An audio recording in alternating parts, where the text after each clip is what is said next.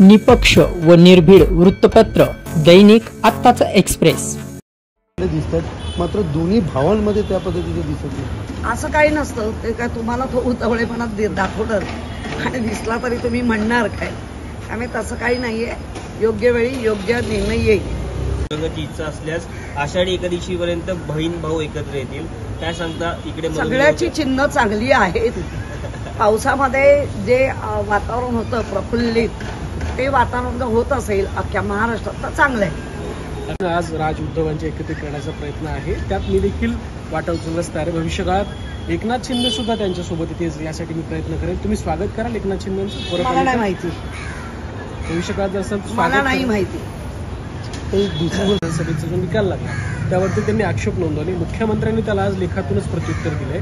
ज्यांना जनतेनं नाकारलं ते आता जनमताला नाकारतात। नाही, आता होऊन गेलेल्या गोष्टीला लागलेल्या मटका आकड्यांना आता काही बोलायचं नाही। आता जनतेने पण पाहिलंय काय झालंय, त्यामुळे जे होऊन गेलं ते स्वीकारलं, पण स्वीकारलं आता आता झालेलं बोलूच नाही, ही दादागिरी नाही चालणार। नितेश राणेंच्या पद्धतीने बघितलं तर एकनाथ शिंदे यांच्या शिवसेनेला त्यांनी जे टार्गेट केलेलं की भाजपचा एकच बाप हा मुख्यमंत्री आहे, आणि त्यानंतर निलेश राणेंनी त्यांना तंबी देखील दिलेली आहे की या सगळ्या प्रकारे बरं आहे ना, जे मित्र पक्ष म्हणून आम्ही युतीत आहोत, गळे टाहो फोडून फोडून सांगतायत, त्यांना ती चपराक आहे, चांगलं आहे। आमच्यासाठी काही ते प्रॉब्लेम नाही।